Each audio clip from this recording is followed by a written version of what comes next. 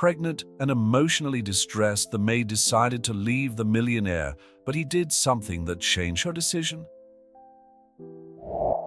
Penelope's hands trembled as she folded the last of her housekeeper's uniform, carefully storing it in her battered suitcase. 6 years of memories at the Weston Mansion in Greenwich, Connecticut, were about to become the turning pages of her life. At 28, she never imagined that her heart would be broken within those imposing walls she had called home. For so long, the news of Jonathan Weston's engagement to Madison Camilleras II, a fortune in Manhattan real estate, had been announced at the gala party the week before. Penelope still remembered the exact moment when her world fell apart as she poured champagne for the guests and watched Jonathan slide a diamond ring on Madison's delicate finger. Miss Adams, the voice of Mrs. Reynolds, the mansion's chef, and Penelope's mentor, interrupted her thoughts.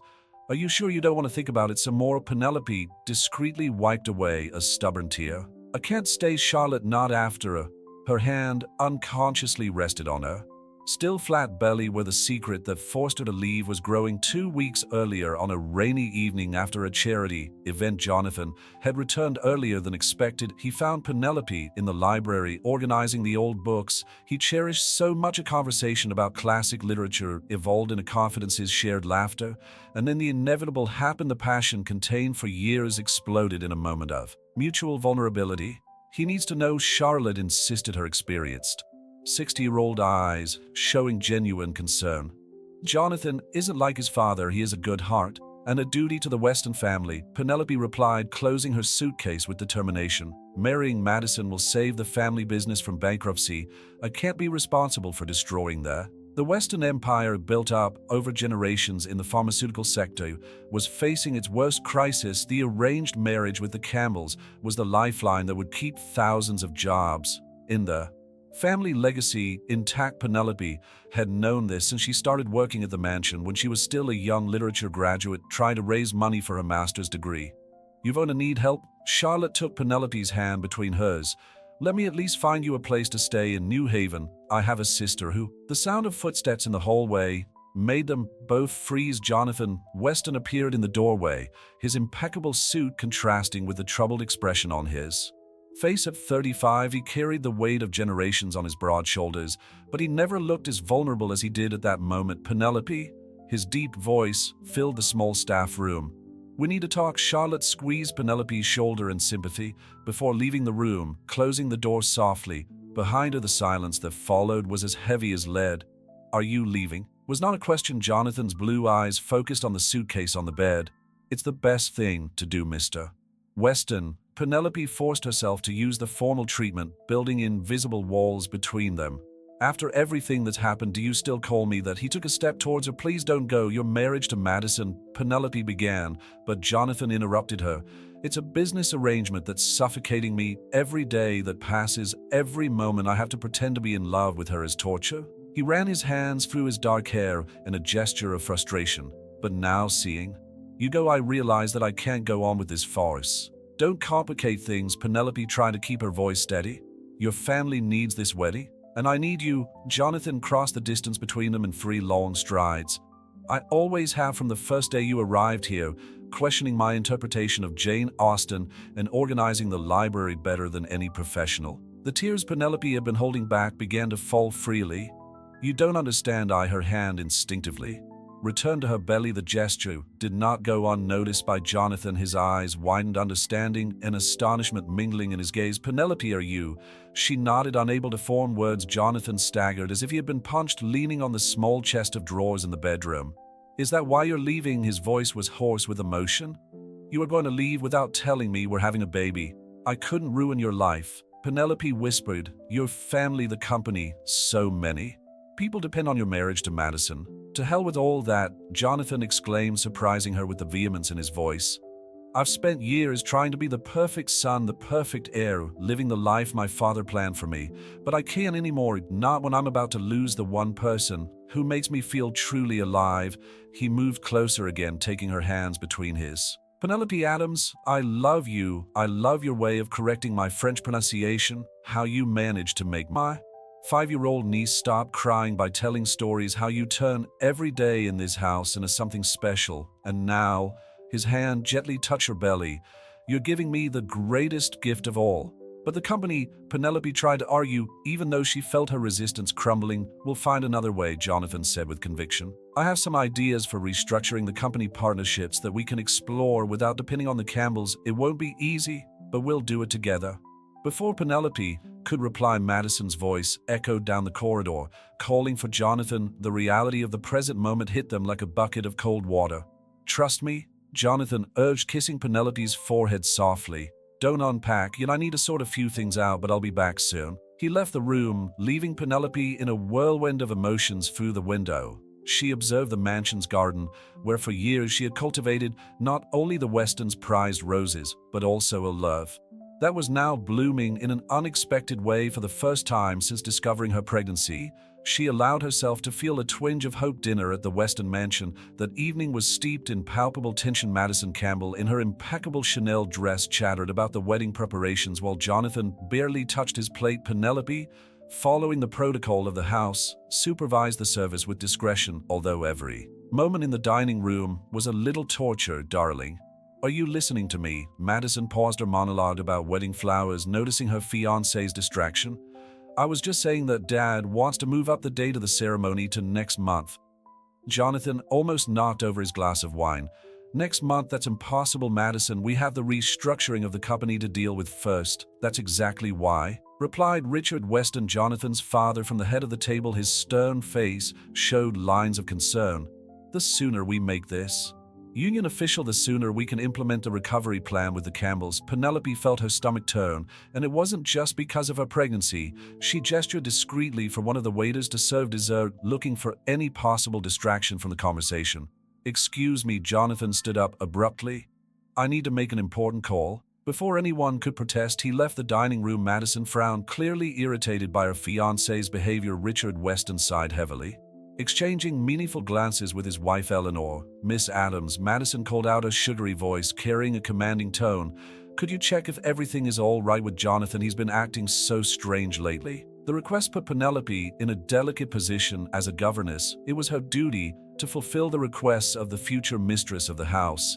As the pregnant wife of the man in question, every step towards him was like walking on shards of glass. Certainly, Miss Campbell, she replied politely, leaving the dining room. She found Jonathan in the library, his silhouette cut out against the window overlooking the gardens. Without turning around, he said, "Close the door, please." Penelope obeyed, keeping a safe distance. Your fiancé is concerned about your behavior. My fiancé, he repeated bitterly, finally turning around. I've just spoken to my lawyer. We're preparing the paperwork to break the prenuptial contract.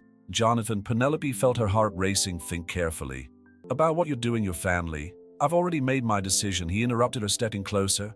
I've spent the whole afternoon reviewing the company's finances with our legal team. There are other ways out of this merger with the Campbells, but your father, my father, will have to accept that I'm no longer that 18-year-old boy who followed his orders without question. Jonathan ran a hand through his hair in a gesture that Penelope knew well as a sign of determination. I've found some investors interested in our new line of biotechnology research. It's risky, but I'd rather fight for something I've built than sell my soul in a loveless marriage. Penelope felt tears forming in her eyes. I don't want to be responsible for the ruin of your family. You're my family now. He gently touched her cheek.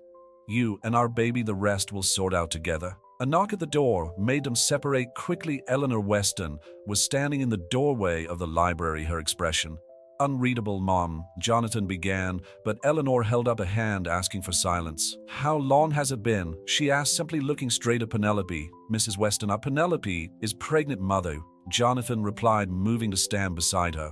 And I love her. I'm not going to marry Madison. Eleanor closed her eyes for a moment, as if processing the information. When she opened them again, there was an unexpected softness in her gaze. You look so much like your father, Jonathan, she said softly. Not the man he became, but the boy I fell in love with before the pressures of business, before he forgot what it was like to love someone more than his own success. Mrs. Weston, Penelope tried to explain, but was interrupted again. For 6 years I've watched you turn this house into a home, Penelope, Eleanor continued. I saw how my son smiled more when you were around, how his eyes followed you when he thought no one was looking. Maybe I should have said something before. Are you going to help us?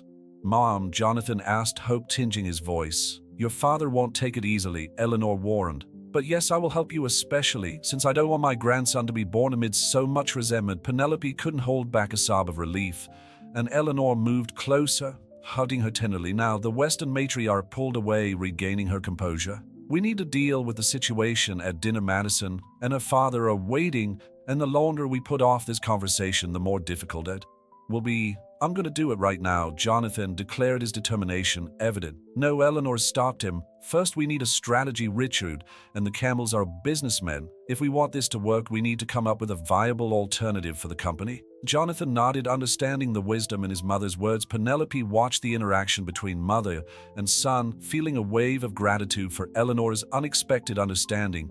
In the meantime, Eleanor continued, "Penelope, darling, you should rest. Stress isn't good for the baby."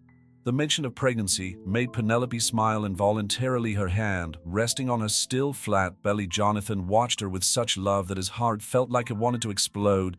"I'm going up to my room," Penelope agreed, "but please keep me informed." As she left the library, Penelope reflected on how drastically her life had changed in a matter of hours, from a planned escape to a future that was uncertain but full of possibilities. The road ahead would not be easy, but for the first time, she was not alone on this journey. Richard Weston was not a man known for his patience, and the news of the breakdown of his son's engagement to Madison Campbell hit the mansion like a hurricane. The following morning, the sound of his mahogany cane tapping against the marble floor echoed through the corridors as he searched for Jonathan. "This is unacceptable," his voice thundered through the library where Jonathan was gathered with Eleanor and Penelope. "Do you have any idea what's at stake?" Jonathan remained calm, a remarkable change from his usual submissive demeanor in front of his father. "I know exactly what's at stake, Dad, and I also know that there are other solutions than an arranged marriage." "Other solutions?" Richard laughed humorlessly. "Let me guess, you're going to risk the legacy of generations of our family over an affair with the housekeeper." "Richard," Eleanor intervened, her voice cutting, "don't you dare diminish our son's feelings like that." Penelope felt her face burn, but stood her ground. Years of working at the mansion had taught her to keep her composure even in the most difficult situations. "Mr. Weston, it was never my intention." "Your intentions are quite clear, Miss Adams," Richard interrupted her coldly. "A convenient pregnancy at the exact moment when the company most needs the merger with the Campbells. Brilliant, I must admit." "Enough," Jonathan slammed the oak table hard. "I won't allow you to insult the woman I love and the mother of my child. If you want to discuss business, let's discuss business. I have a complete restructuring proposal to present." Richard watched his son with a mixture of surprise and skepticism. Jonathan took out a folder from his briefcase and held it out to his father. "3 different investors interested in our research into personalized cancer treatments. 2 of them have already signed letters of intent." Jonathan explained, his voice firm. "The combined value is higher than what we would receive from the Campbells without having to give up majority control." Eleanor approached her husband, placing a gentle hand on his arm. "Richard, please at least read the proposal." The Western patriarch leafed through the documents in silence, his face an impenetrable mask. Penelope felt the morning sickness threaten to return, intensified by the tension of the moment. "This is speculative," Richard finally said, "based on research that could take years to produce results." "It's the future of medicine, Dad," Jonathan argued. "While we focus on generic drugs, other companies have moved in that direction. We have the infrastructure and the knowledge. We just need the courage to change." Thunder rumbled in the distance, foreshadowing a storm. Richard walked over to the window, watching the dark clouds approach. "What about the Campbells?" he asked without turning around. "Madison is already spreading the news of the cancellation throughout Manhattan high society. I talked to her this morning," Jonathan replied. "It was difficult, but she understood, or at least she pretended to understand, when I explained that the financial arrangement remains available without the need for marriage." Eleanor smiled, discreetly proud of the maturity with which her son was handling the situation. "And you, Miss Adams?" Richard finally turned to Penelope. "Are you prepared for what it means to become a West End? The social events, the expectations, the journalists wanting to know how a housekeeper won over one of Connecticut's most sought-after bachelors." "I'm prepared to be by the side of the man I love," Penelope replied with dignity.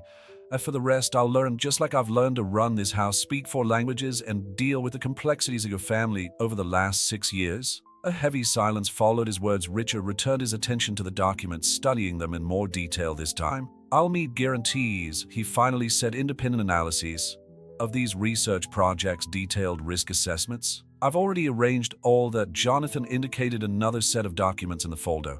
What's more, I have a meeting scheduled with the board of directors on Monday to present the full plan. Richard raised an eyebrow, genuinely impressed with his son's preparation. You've really thought of everything. I've learned from the best, Jonathan replied, a small smile appearing on his lips. You've always said that in business you can't leave any room for failure.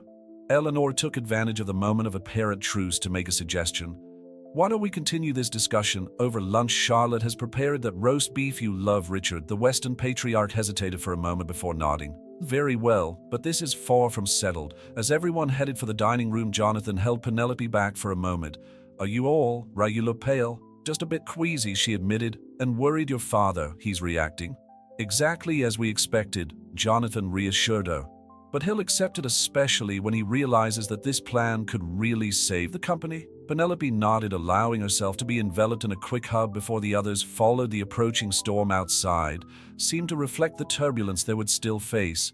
But for the first time since it all began, she felt that maybe, just maybe, they would make it through this storm together. The days that followed the stormy family reunion were marked by a succession of events that tested Jonathan and Penelope's resolve. The news of the cancellation of his engagement to Madison Campbell had spread like wildfire through Greenwich's social circles, generating a wave of speculation and malicious whispers. Penelope tried to maintain her normal routine at the mansion, but it was impossible to ignore the prying eyes of the other staff and the incessant calls from reporters. From social columns, her only source of comfort was Charlotte, who had turned into a fierce protector, scaring off anyone who dared to make a snide remark about the situation. Miss Adams, Eleanor Weston's voice surprised her as she organized the mansion's weekly schedule. Could you accompany me to the solarium? There's something we need to discuss. Her heart racing, Penelope followed the Weston matriarch into the elegant glazed room overlooking the gardens. To her surprise there, she found not only Eleanor, but also Victoria Sinclair, the influential editor-in-chief of New England Society magazine. Penelope dear, Eleanor gestured for her to sit down. Victoria is an old friend of mine from my college days at Vassar. I believe she can help us with our current situation.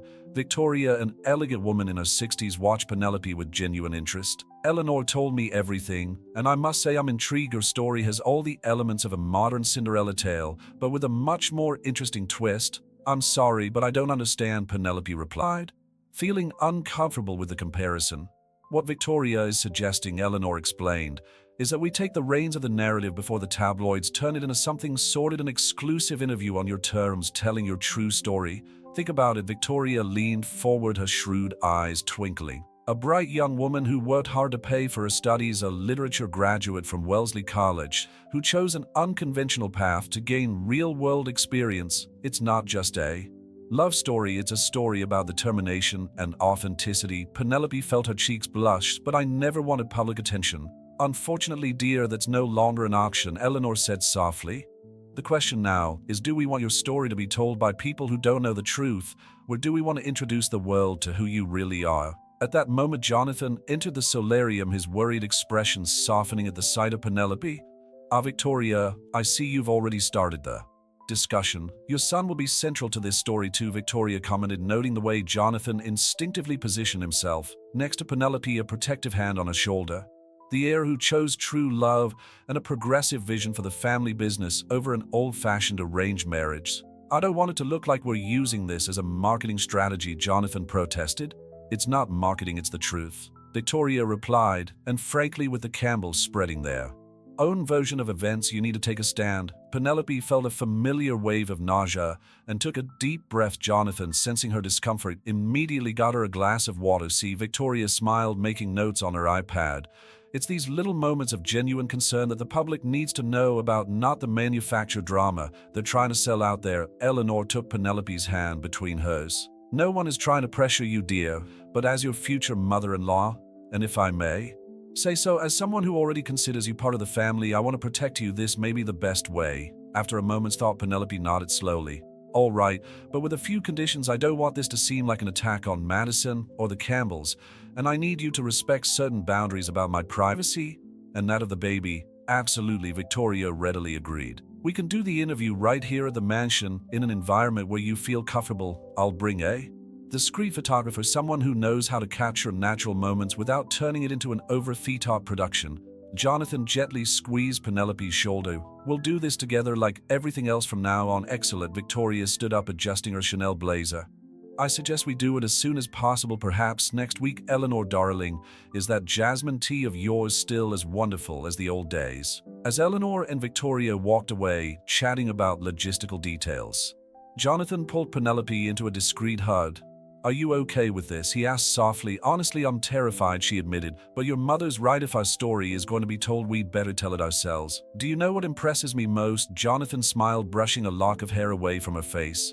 "How you managed to turn every challenge into an opportunity for growth. It's one of the many reasons I fell in love with you." Penelope felt her heart warm at his words, but before she could reply, they were interrupted by Martha, one of the oldest maids in the house.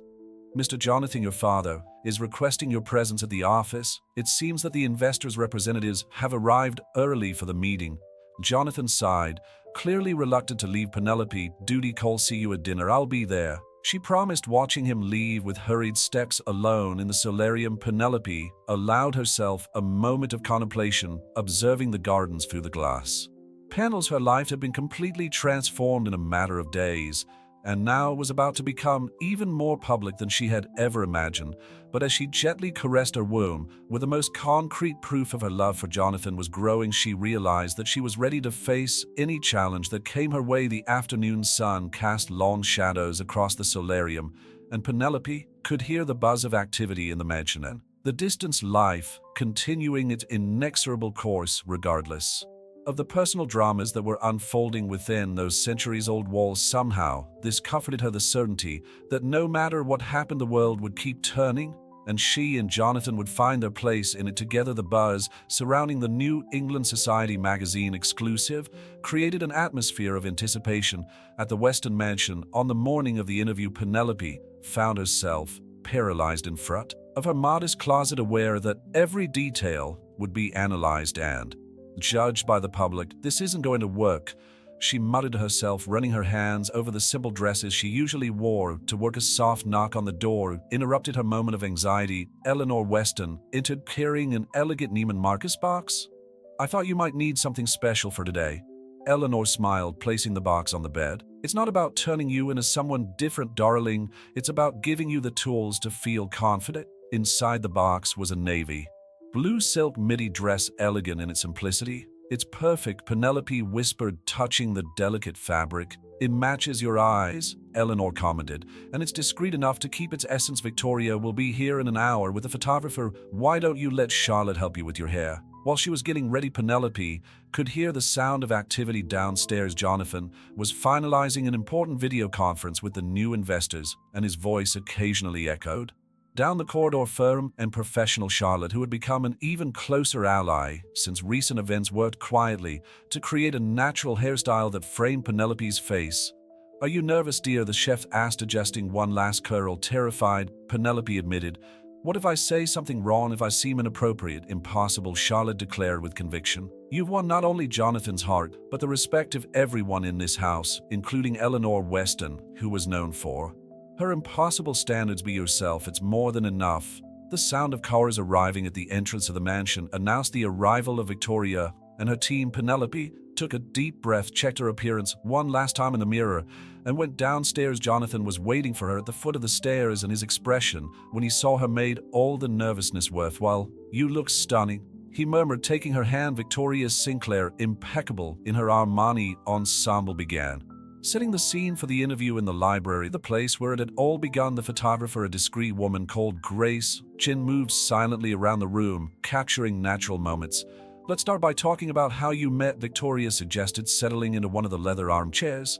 "The first impression, the gradual development of the relationship." Jonathan smiled, gently squeezing Penelope's hand. "Actually, our first interaction was a discussion about Jane Austen," I corrected him on his interpretation of a passage from Persuasion. Penelope added, relaxing a little as she recalled the moment. "He was convinced that Captain Wentworth was arrogant in his final letter to Anne, and Penelope showed me the beauty of vulnerability in that declaration of love." Jonathan continued. "It was the first time someone had challenged me intellectually in such a natural way, without pretense or hidden agenda." Victoria took notes, quickly, her eyes shining with the story's potential. What about the social difference between you? How did that affect the development of the relationship? Penelope hesitated for a moment before answering. I've always been conscious of my position in the house, but Jonathan has never made me feel inferior. Our bond was built through conversations about literature, art, music, things that transcend social class. Penelope brought new life into this mansion. Eleanor added, joining the conversation. She organized a book club for the staff, implemented a recycling program, turned our library into a truly functional space. Her position as housekeeper was just a title. Her influence went far beyond that. Grace captured the moment when Jonathan looked at Penelope with obvious pride, one of those genuine moments that no pose could recreate. And now, with the baby on the way, Victoria continued gently. How do you see the future? With hope, Jonathan replied without hesitation. We're building something new, not just in our personal lives, but also in the family business. Sometimes it takes courage to break established patterns and create something better. Richard Weston, who until then had been watching discreetly from the library door, surprised everyone by speaking up. My son is right. I spent years believing that tradition meant rigidity, but true tradition is knowing how to evolve without losing your essence. Penelope felt tears forming in her eyes, a mixture of emotion and pregnancy hormones. Victoria, sensing the intensity of the moment, made a subtle gesture to Grace, who captured the scene with her lens. 3 generations of the Westons united in a moment of transformation, with Penelope at the center of this change. The interview continued for several more hours, covering topics ranging from future plans for the company to more personal details about the couple's relationship. When Victoria finally left, promising to send a preview of the article for approval, Penelope felt strangely lighthearted. You were amazing, Jonathan whispered, hugging her from behind as they watched the sun set through the library windows. We were amazing, she corrected, leaning back against him. I still can't believe your father. He's changing, Jonathan added. We all are, and maybe that's what our story really means, that it's never too late to choose a different path. That night, as the mansion quietening down, Penelope reflected on how her life had transformed. From a young woman determined to make her own way, she had become part of a bigger story, not just about love, but about the courage to defy expectations and create new possibilities. The issue of New England Society magazine promised to be just the beginning of a new chapter in their lives, but for the first time, Penelope felt truly prepared for what was to come. With Jonathan by her side and a future full of promise ahead of her, she had finally found her place in the world, not as a governess who fell in love with her boss, but as a woman who had the courage to follow her heart. The issue of New England Society magazine with Jonathan and Penelope's story hit the newsstands on a sunny October morning, making exactly the impact that Victoria Sinclair had predicted. The mansion's phone rang off the hook with requests for interviews and invitations to social events, while social media exploded with comments about the modern fairy tale that had captured the public's imagination. Look at this, Charlotte commented over breakfast, showing her tablet to Penelope. The hashtag Western Love Story was among the trending topics. You've become a symbol of hope for people who believe in true love. Penelope, now entering her 4th month of pregnancy, absent-mindedly stirred her bowl of oatmeal with honey, one of the few things her stomach still tolerated well in the mornings. I never imagined that our story would resonate so much with people. That's because it's authentic, Eleanor commented, joining them in the kitchen, a habit she had recently developed, breaking decades of tradition of eating breakfast in the formal dining room. Victoria has done an exceptional job of capturing the essence of what you stand for. The article had in fact been masterfully written. Instead of focusing on the sensationalist aspect of the story, Victoria had woven a narrative about transformation, not just of the love between Jonathan and Penelope, but of the Weston family itself and its traditional values adapting to the new times. Miss Adams, Martha, one of the younger maids, hurried into the kitchen. Mrs. Reynolds from the Greenwich Foundation for Arts and Literature is on the phone. She'd like to know if you'd agree to be the keynote speaker at the charity event next month. Penelope almost choked on her porridge. Me, but why? Apparently, Eleanor smiled. Your background in Wellesley literature combined with your personal history makes you a perfect choice to discuss how classical literature still influences contemporary narratives. Before Penelope could fully process this information, Jonathan entered the kitchen, his face alight with excitement. I've just come off a video conference with the board. The company's shares have risen by 12% since the story was published. How is that possible? Penelope asked in surprise. The market responds to strong narratives, Jonathan explained, taking a seat next to her and stealing a slice of his toast. Our story has humanized the company. Investors saw that we were willing to modernize to embrace change. This, combined with our new focus on innovative research, has created a very positive perception. Richard Weston, who had entered quietly during his son's explanation, snorted to attract attention. "I must admit I was wrong." He said the words, clearly costing him some effort. "Your decisions, Jonathan, both personal and professional, have proved wiser than my own." A stunned silence filled the kitchen. In 40 years of working at the mansion, Charlotte had never witnessed Richard Weston admit a mistake. "Father," Jonathan began, but Richard held up a hand, asking him to continue. "Penelope?" He turned to her, his tone softer than usual. "I would like to formally apologize.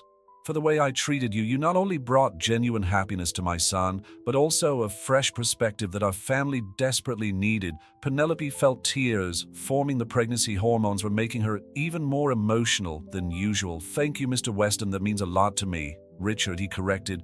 "I think it's about time you called me Richard, considering you're carrying my first grandchild." Eleanor discreetly wiped her own eyes, while Charlotte busied herself noisily with the coffee dishes, trying to disguise her own excitement. "There's one more thing," Richard continued, pulling an envelope from his jacket pocket.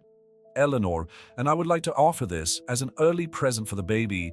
Inside the envelope was a deed to Weston Estate in Newport, Rhode Island, a historic seaside mansion where the family used to spend their summers. "The house needs some renovations," Eleanor explained, "but we thought it would be a perfect place for you to start your own family while still maintaining the connection to the Weston history."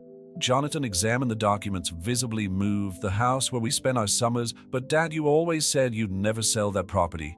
"I'm not selling it," Richard corrected.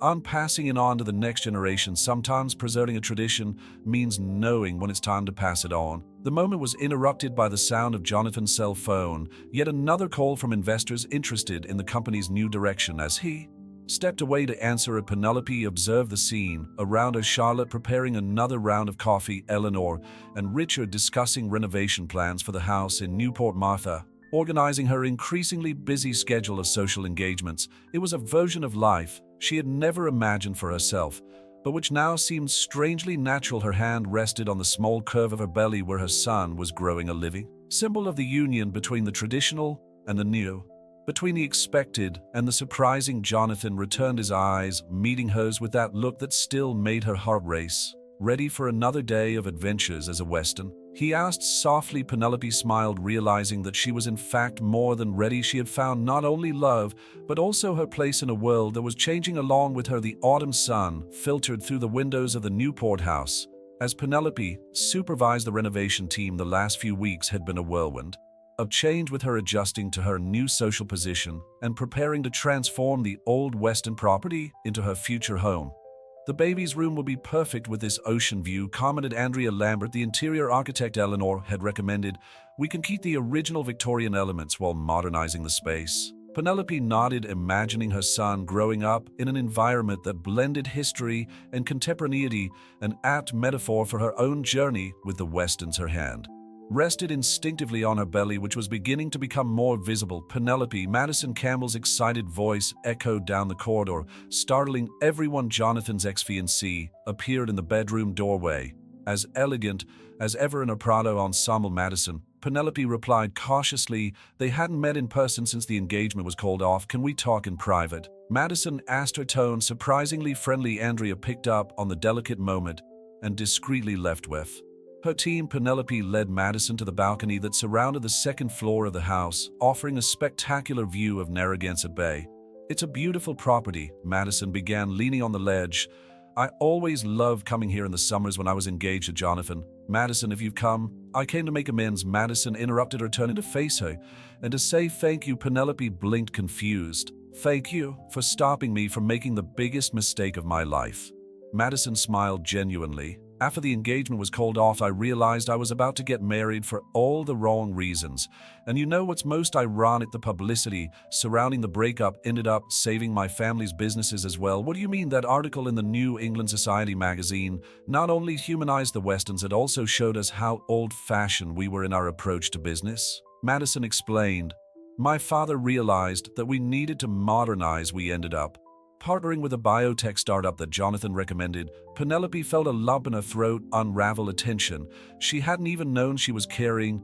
I'm glad something positive has come out of this whole situation. More than positive, Madison smiled. I'd met someone, the CEO of the startup actually, and for the first time I'm in a relationship based on true love, not family arrangements. The two women shared a moment of mutual understanding, the sound of the waves breaking on the beach below serving as background music to their unexpected reconciliation. Actually, Madison continued, I've also come to extend an invitation. I'm organizing a charity event to support technology education for low-income young people. I'd like you to be part of the organizing committee. Me, Penelope asked in surprise. Your story has inspired many people, Penelope. You represent a bridge between different worlds, exactly what we want to achieve with this project. Before Penelope could reply, Jonathan appeared on the balcony, stopping abruptly at the sight of Madison, his arm instinctively wrapped around Penelope's waist. Madison, he greeted formally. Relax, Jonathan. Madison laughed. I've come on a mission of peace, in fact, Dev, and I would like to invite you to dinner next week. Dev, Jonathan asked. Dev Patel, CEO of Biotech Solutions. Madison replied, a faint blush tinging her cheeks. My fiancé. Jonathan and Penelope exclaimed in unison. It turns out that when you allow true love to guide your choices, things fall into place naturally. Madison, wait. Now I have to go. I have a meeting with the event organizers in Providence. Penelope, will you call me so we could talk about the committee? After Madison left, Jonathan and Penelope remained on the balcony processing the surprising encounter. Are you all right? Jonathan asked softly. I'm fine, Penelope replied, leaning back against him. It's like the last weight has been lifted off my shoulders. You continue to amaze me, he murmured, kissing her temple. Your ability to see the best in people, to turn potential enemies into allies. I've learned that life is rarely black and white, she reflected. Sometimes the greatest blessings come disguised as challenges. The sound of hammers and chainsaws filled the air. The renovation was still in full swing downstairs. It was an apt metaphor for their lives, building something new and beautiful on the solid foundations of the past. Speaking of challenges, Jonathan smiled. Mom called earlier. Apparently the Greenwich Gardening Club is eagerly waiting for you to take over the chairmanship of the Rose Committee. Penelope laughed, remembering how her skills with the Weston's prized roses had become almost legendary in the town. One appointment at a time.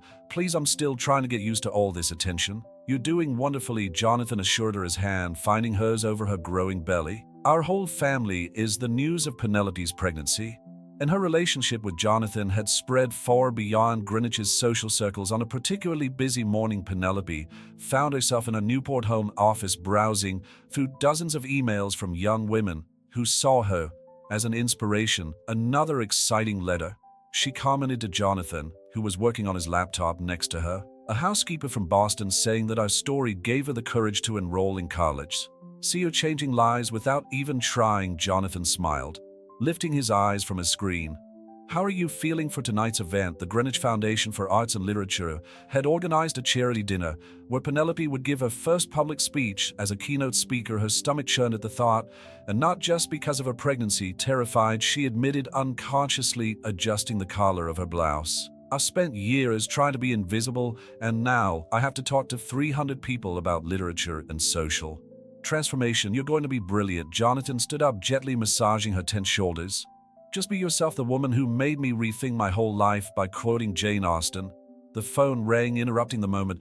It was Eleanor calling to confirm the last details of the event. Darling, the stylist will be here in an hour with some dress options, Eleanor informed her. Charlotte insisted on making that ginger tea that's been helping with your morning sickness, so she'll be there. 2. Eleanor's transformation from distant matriarch to caring mother-in-law still amazed Penelope. Since the magazine article, it was as if the whole Weston family had found a new dynamic, more open and affectionate. The doorbell rang an hour later. Lauren Mitchell, the stylist recommended by Victoria Sinclair, arrived with a careful selection of dresses suitable for a 4-month pregnant woman who needed to impress New England's elite. This emerald green will look perfect with your eyes, Lauren commented, presenting an elegant empire-cut dress, modern but still classic, just like your story. While trying on the dress, Penelope could hear Charlotte in the kitchen preparing tea and probably reorganizing the cupboards. A habit she kept up even after Penelope insisted she didn't have to work anymore. You're not my boss anymore, dear, Charlotte had said. Now I'm just a friend who likes to look after you. The dress fit perfectly, highlighting her pregnancy in a way that was elegant without being too obvious. Lauren worked on the final adjustments as Charlotte entered with a tray of tea and gingerbread cookies. You look stunning, Charlotte declared, her eyes watering slightly, like a true Western, but still our Penelope. I'm not officially a Western yet, Penelope reminded her, blushing about that. Jonathan appeared in the bedroom doorway, holding a small envelope. Maybe it's time we settled that question. Penelope's heart raced as he approached, kneeling in front of her with a natural grace that made Lauren and Charlotte sigh in unison. I was going to wait until after tonight's event, Jonathan began, his voice slightly shaky, but I realize now that there is no such thing as a perfect moment, only moments that we make perfect by being together. He opened the envelope, revealing not a ring, but an old golden key. This is the original library key from the Weston Mansion, he explained. The place where we fell in love, where we discovered that some love stories begin among dusty shelves and discussions about classic literature. Penelope felt tears forming in her eyes as Jonathan continued. Penelope Adams, you have transformed my life in so many ways that I can hardly count them. You've shown me that true wealth lies in the choices we make with our hearts, not our reason. You're carrying our child, the greatest proof that true love knows no social barriers or conventions. He then pulled out a ring from his pocket, a delicate piece with a sapphire surrounded by small diamonds. This ring belonged to my grandmother, who also defied the conventions of her time. To marry for love, Jonathan smiled. She would have adored you, Penelope. Would you do me the honor of officially becoming a Weston, to build our own love story together? For a moment, Penelope was speechless in irony, considering that in a few hours she would have to give a speech to hundreds of people. Finally, with tears streaming freely down her face, she managed to answer, "Yes, 1,000 times yes." Charlotte applauded as she cried. Lauren discreetly photographed the moment with her cell phone, and Jonathan slid the ring onto Penelope's finger, a symbol of how past and present were intertwined in their story. "Now you definitely need an extra touch with your hair," Lauren declared, wiping her own eyes. "How about some vintage pearls to go with the ring?" While the women busied themselves with the final preparations, Jonathan received a message from his father. The last contracts with the new investors had been signed. Weston Pharmaceuticals was officially entering a new era, and so was his family. That night, when Penelope took to the stage at the charity event, it was no longer just the former housekeeper who had won Jonathan Weston's heart. She was a woman who had found her own voice, who was writing her own story, a story that inspired others to believe in possibilities greater than their circumstances. Preparations for Penelope and Jonathan's wedding were progressing, along with the arrival of spring in Newport. The Weston's historic house, now completely renovated, exuded an atmosphere of new beginnings that perfectly matched the season. "The doctor said it's a girl," Penelope announced over breakfast, watching Jonathan's face light up at the news. Now 6 months pregnant, her prominent belly had become the center of the family's attention. "A little Jane Austen reader on the way," Jonathan joked, leaning over to kiss Penelope's forehead. "Have you thought about names, actually?" "Yes," she hesitated for a moment. "I was thinking of Aurora, Charlotte Weston, Aurora for the sunrise over the ocean that we can see from here, and Charlotte for our dear Charlotte who helped us to be together," Jonathan added with emotion. "It's perfect." The moment was interrupted by the arrival of Eleanor, carrying several planning folders. The wedding, scheduled for 3 weeks from now, had become the most eagerly awaited social event of the season in Newport. The special invitations for the post-wedding charity event have already been sent out, Eleanor informed him, consulting her notes. "The scholarship foundation you're setting up is generating a lot of interest." It had been Penelope's idea to turn her wedding reception into a charity event to help low-income young people attend college. After her story became public, she decided to use her new position to create opportunities for others. "Madison confirmed that she's coming with Dev," Eleanor continued, "and Victoria Sinclair wants to do a special feature on how the wedding is bringing different sectors of society together for a noble cause, as long as she keeps the photographers at a respectable distance." Penelope smiled, remembering the media circus that followed the announcement of her engagement. Richard Weston entered the dining room, carrying the Wall Street Journal. "The stock continues to rise," he announced with satisfaction. "The company's new focus on personalized research is attracting even more investors." "Actually, Dad," Jonathan began, exchanging a complicit glance with Penelope. "We wanted to discuss an idea with you." Penelope suggested we create a research division focused on drugs for rare childhood diseases. Richard raised his eyebrows, interested. "Go on. We could use part of the profits from the traditional sector to fund research that wouldn't normally receive attention from Big Pharma," Penelope explained. "As well as saving lives, it would show that Weston Pharmaceuticals is truly committed to social innovation." "Brilliant," Richard declared after a moment's thought. I'll set up a meeting with the board for next week. Eleanor, do you still keep in touch with that senator who works on health causes? While the older Westons discussed the political and social implications of the new initiative, Penelope felt Aurora stir in her womb. Jonathan, noticing her sudden movement, put his hand on her belly. She's already attending the business meetings, he joked. A real Weston, Eleanor commented. Proudly later that day, as they walked along the beach near the house, Penelope and Jonathan discussed the last details of the wedding. Charlotte insists on making the cake herself. Penelope commented, feeling the sea breeze on her face. She says it's her way of giving us a special present. She's family. Jonathan replied simply, just like all those who helped us get here. Penelope paused to look out at the ocean, reflective. Sometimes it still seems surreal to me, the housekeeper who fell in love with her boss, transforming not only their lives but an entire family legacy. It wasn't just that, Jonathan corrected her gently.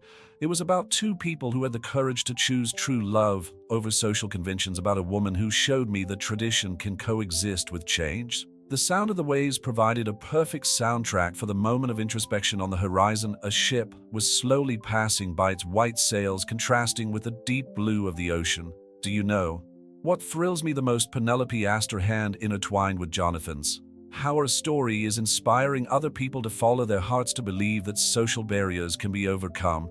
And how it's transforming my family, Jonathan added. I'd never see my father so enthusiastic about new projects, or my mother so relaxed and affectionate. A group of seagulls flew over their heads, their wings reflecting the golden light of the late afternoon. Aurora chose that moment to give them a particularly hard kick, making Penelope laugh. I think she's looking forward to taking part in all this, she commented, stroking her belly.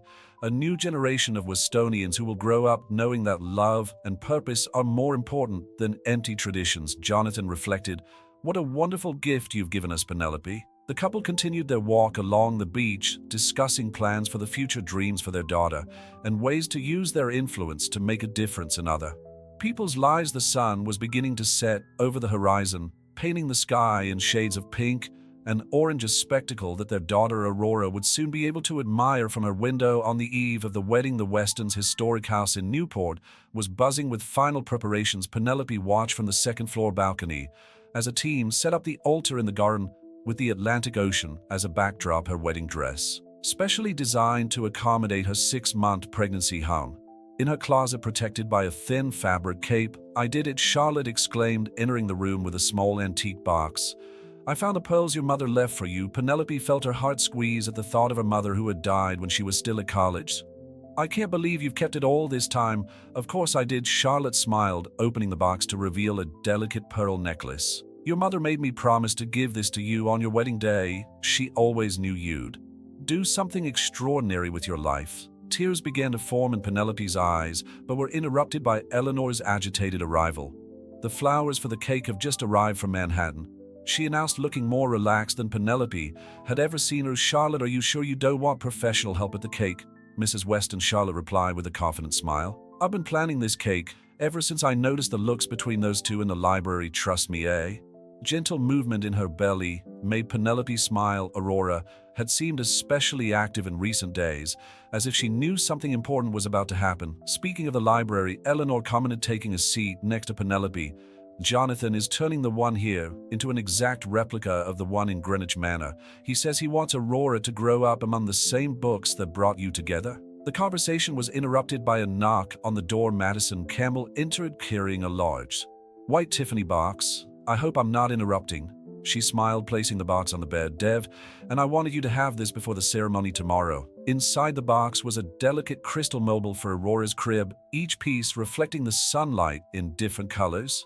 Madison, it's beautiful, Penelope whispered, gently touching one of the crystal pieces. Each crystal represented a different constellation, Madison explained. Dev said that every child deserves to grow up looking at the stars. In dreaming big, the afternoon continued with a succession of visits. Victoria Sinclair for the final details of the wedding coverage, Richard Weston with exciting news about the new pediatric research division, and even some of the old staff from the mansion in Greenwich who came to help with the preparations. As the sun began to set, Jonathan sent a message. Look out of our bedroom window. Penelope followed the instruction and found Jonathan in the garden organizing what looked like a little surprise. He had set up a table for two among the rose bushes surrounded by decorative lanterns. "You shouldn't be seeing the groom before the wedding," Eleanor commented with an indulgent smile. "I think we've broken enough traditions to be able to create some of our own." Penelope replied, heading for the stairs in the garden. Jonathan was waiting for her with a smile that still made her heart race. "I thought we could have a moment to ourselves before tomorrow's madness." The table was set with an old copy of Persuasion by Jane Austen, the same book that had started their first real conversation years ago. "Do you remember what you were reading when we first met?" he asked, pulling out the chair for her. "How could I forget? You insisted that Captain Wentworth was being melodramatic in his letter. And you showed me that sometimes it takes courage to express true feelings," Jonathan added, pouring lemon water into their glasses. "Just as it took courage to transform our entire history."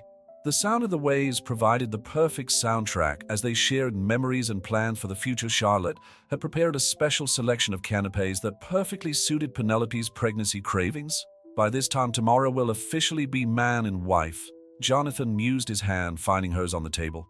"And in 3 months we'll be parents." Penelope added, feeling Aurora move as if in agreement. The night advanced softly, the lanterns creating a golden glow around them. Above the first stars began to appear in the Newport sky, silent witnesses to yet another precious moment in their love story. The wedding day dawned with a peculiar clarity in Newport, the ocean reflecting the golden hues of the rising sun, a fitting tribute to the name chosen for the daughter. Penelope was carrying the gardens of the Weston estate, had been transformed into a fairy tale setting with hundreds of white roses and peonies. Decorating the path to the altar in the master bedroom, Penelope watched her reflection as Eleanor and Charlotte adjusted the last details of her wedding dress. The model, created especially to enhance her 6-month pregnancy, was a masterpiece in silk and French lace, with a cut that celebrated rather than hid her status as a mother. "Taube, something old," Charlotte murmured, helping Penelope put on her mother's pearl necklace. "Something new?" Eleanor continued, attaching a delicate sapphire clip to her hair, a gift from Richard. "Something borrowed." Madison entered the room, carrying a diamond bracelet that had belonged to her grandmother, and "something blue," Victoria Sinclair added, handing over a beautiful sky blue silk garter. "You didn't have to," Penelope began, but her voice faltered with emotion at the sight of all those women who, each in their own way, had become a fundamental part of her journey. "Of course we needed to," Eleanor smiled, adjusting a lock of Penelope's hair. "You're not just my son's fiancée, you're the woman who brought our family back to life." A gentle movement in her belly made Penelope smile. "Aurora seems anxious," she commented, stroking her belly. "She knows today is a special day," Charlotte declared, checking the flower arrangement in Penelope's hair one last time. "Now I'm going to check that the cake is being assembled correctly. I don't trust those helpers at the buffet to do that." As Charlotte hurried off, Richard Weston appeared at the bedroom door, impeccable in his tuxedo. His usually austere countenance was softened by the emotion of the moment. "May I have a moment alone with Penelope?" he asked. The women exchanged complicit glances before discreetly leaving the room. "You look stunning," Richard commented, stepping closer. "You know, I spent years believing that I knew exactly what was best for this family, for the company, for Jonathan. How ironic that it took a young housekeeper to show me how wrong I was." "Mr. Weston." Richard, Penelope corrected herself. "You only wanted to protect the family legacy of families. True legacy isn't in bank accounts or business contracts," he replied, his voice laden with restrained emotion. "It's in the happiness and fulfillment of its members, and you, my dear, have brought that back to us." He withdrew an envelope from his inside jacket pocket. "This is my wedding present to you. In addition to the house in Newport, which is already yours, I've decided to transfer 20% of the company's shares into your name, not to Jonathan, to you." Penelope's eyes widened in surprise. "But why?" "Because you've proved to have exactly the kind of vision that Weston Pharmaceuticals need for the future. Your idea for the pediatric research division is already attracting international interest. I want you to have a say in the company's decisions, not just as Jonathan's wife, but as a Weston in your own right." Tears threatened to ruin her carefully applied makeup, but Penelope couldn't hold them back. Richard, in a surprisingly tender gesture, wiped a tear from her cheek with his thumb. "Now," he huffed, regaining his composure, "I think it's time to take you to my son. He must be running around in circles downstairs." The soft sound of a string quartet floated through the gardens as Penelope, leaning on Richard's arm, began her walk down the aisle. The 200 guests present an eclectic mix of high society academics, company employees, and former work colleagues, stood up in respect. Jonathan waited under an arch of white roses, his gaze fixed on Penelope, as if she were the only person in the world next to him. Dev Patel, now his best friend and partner in the company's new project, smiled proudly as best man when Richard placed Penelope's hand in Jonathan's. The moment seemed to contain all the magic and meaning of their journey. So far, it wasn't just the union of two people, but the merging of two worlds, living proof that true love transcends social barriers and prejudices. The celebrant began the ceremony with a quote from Jane Austen, a surprise organized by Jonathan. "There is no distance that true love cannot cross, no barrier that it cannot break down." The honeymoon was postponed until after Aurora's birth, but Jonathan and Penelope created their own intimate celebration in the weeks following the wedding. The house in Newport, now completely renovated, became a haven where the couple built their plans for the future while awaiting the arrival of their daughter. "The preliminary results of the pediatric research are promising," Penelope commented over breakfast on the veranda, leafing through reports while caressing her 7-month-old belly. As a new shareholder in Wesson Pharmaceuticals, she had plunged headlong into the project of the division she had helped to create. Dr. Martinez called earlier. Jonathan replied, pouring her more orange juice. "The lab in Boston has identified a promising compound for the treatment of childhood leukemia.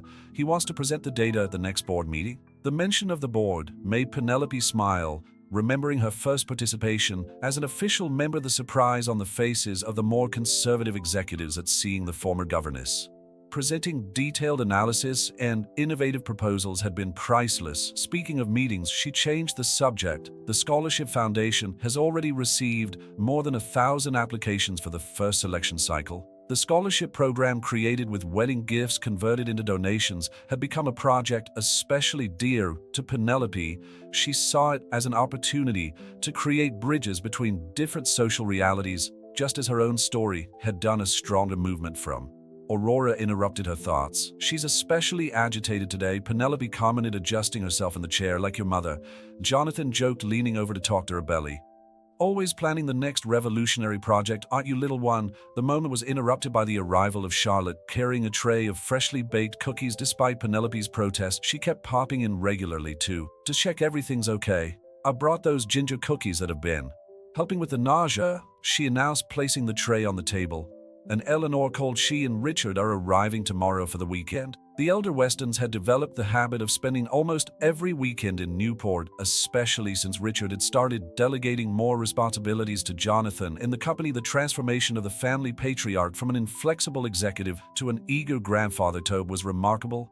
"Oh, and Madison sent some pictures of the volunteer work in Manhattan," Charlotte continued, showing her cell phone. "The technology education program for underprivileged youth is growing faster than expected." The images showed Madison and Dev working with teenagers in a newly opened computer lab. It was gratifying to see how their lives had intertwined in unexpected and positive ways.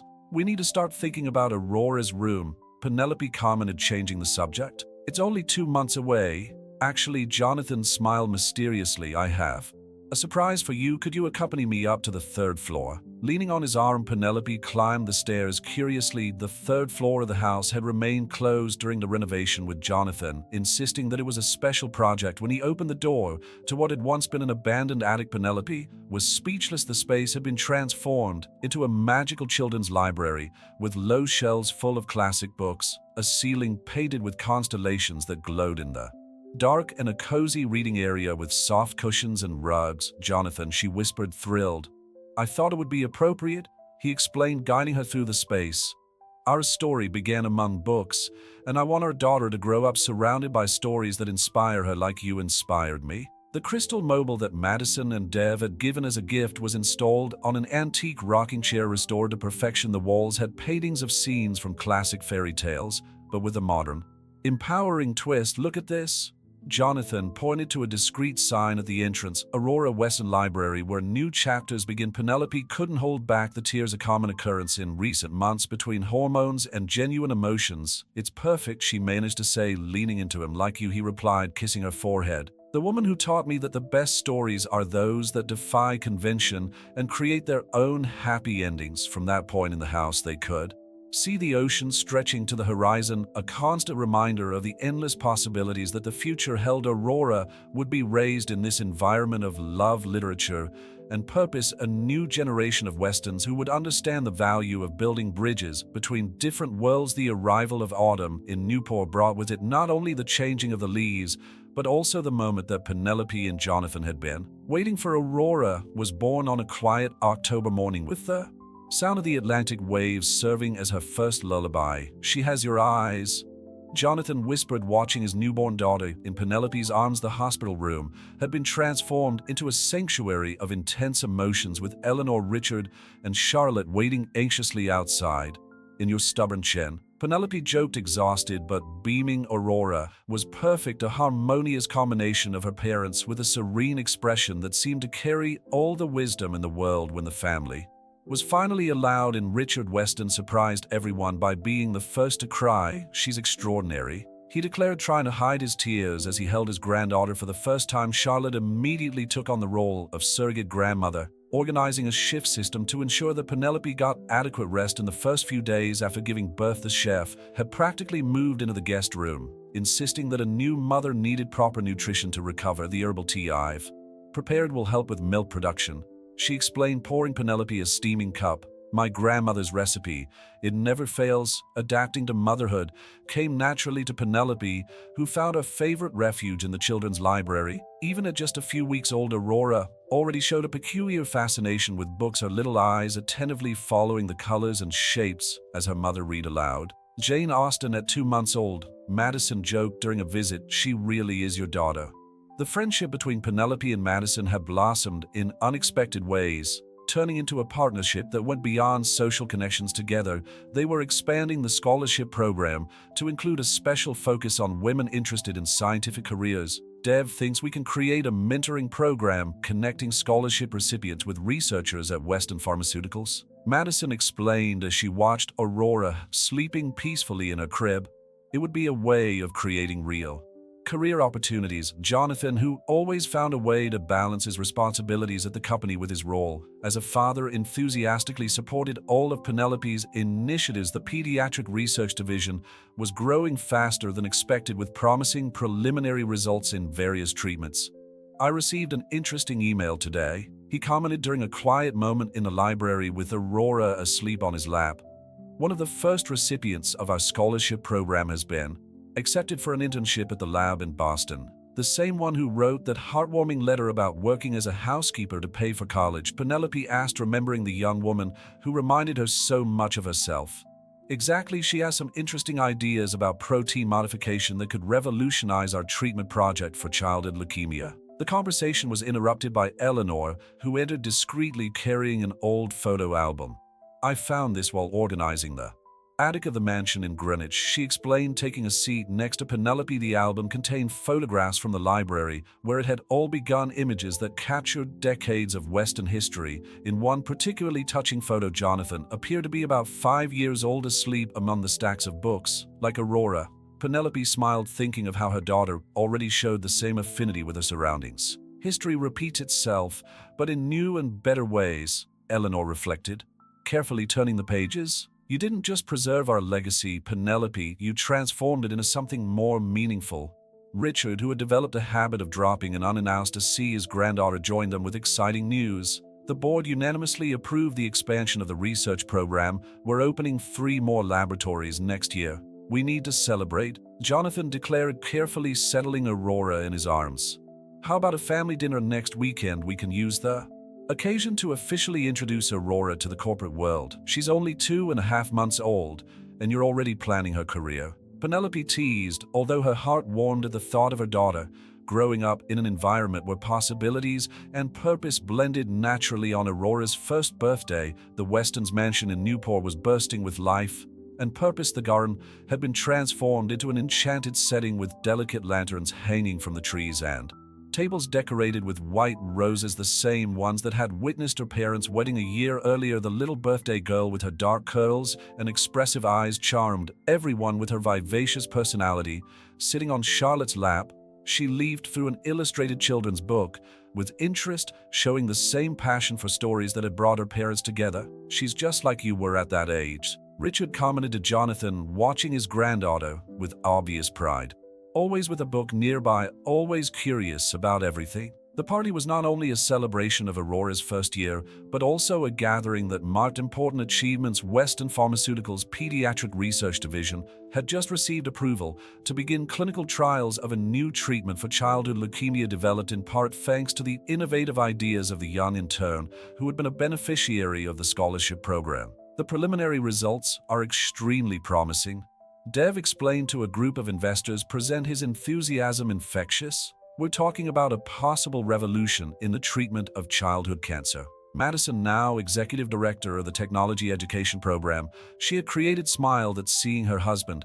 So excited, her own 5-month belly revealed that Aurora would soon have a new little friend to share adventures with. Penelope watched everything with a mixture of gratitude and admiration. In just 2 years, her life had transformed in ways she could never have imagined. From governess to respected executive, from outsider to matriarch of a new generation of Westons, her journey was living proof that true love had the power to transcend any barrier. "What are you thinking about?" Jonathan asked softly, approaching with 2 glasses of champagne. "About how unpredictable life is," she replied, accepting the drink. "I remember the day I planned to leave the mansion in Greenwich with a suitcase and a secret in my heart. Now look at us. The best decision I ever made was running after you that day." Jonathan smiled, intertwining his fingers with hers. "You didn't just save my heart, you transformed our entire family." Eleanor, who had become an extraordinarily modern grandmother, approached carrying Aurora. "Someone's looking for the parents," she smiled, handing the little one to Penelope. "I think it's time for cake." The cake, a masterpiece created by Charlotte, represented a miniature library with perfectly detailed sugar books and a little fondant Aurora sitting among them. It was a perfect tribute to the family's history and the future they were building. "Before we sing happy birthday," Richard chirped, catching the guests' attention, "I'd like to make an announcement. The Western Foundation for Education and Research, the brainchild of Penelope, has just been granted international organization status. Starting next year, we will be expanding our scholarship programs to 5 different countries." Enthusiastic applause filled the garden. Penelope felt her eyes water as she saw the impact that a simple idea had achieved. The program that had been born out of her own story would now open doors for young people around the world. "And there's more," Jonathan added, picking Aurora up. "In honor of our daughter's first birthday, we're opening the Aurora Western Community Library here in Newport, a space where children from all backgrounds can discover the transformative power of literature, just as their parents did." The party continued well into the night, with Aurora eventually falling asleep in Charlotte's arms while the adults shared stories and plans for the future. The sound of the ocean waves provided the perfect soundtrack for the moment, reminding everyone that even the biggest changes start with small ripples. Later, after the last guest had left, Penelope and Jonathan found themselves in the children's library on the 3rd floor, watching their daughter sleep peacefully in her crib. The crystal mobile rotated gently above her, projecting constellations onto the walls. "Do you know what thrills me the most?" Penelope whispered, leaning back against Jonathan's chest. "How our story continues to inspire other people to believe in possibilities greater than their circumstances. It's because our story was never just about the 2 of us," Jonathan replied, gently kissing her temple. "It was about breaking down barriers, about showing that tradition and change can coexist, about creating a legacy based on true love and purpose." Aurora moved slightly in her sleep, a small smile playing on her lips, as if she agreed with her father's words. In her small hand rested a children's edition of Jane Austen, a special gift from Victoria Sinclair, who would become a constant presence in the family's life. The future unfolded before them like the pages of a book, yet to be written, full of possibilities and promises. The governess who dared to love beyond social conventions, and the heir who chose to follow his heart, had not only found their own happiness, but had created a new chapter in the Weston's history, a chapter where love, purpose, and possibility were perfectly intertwined.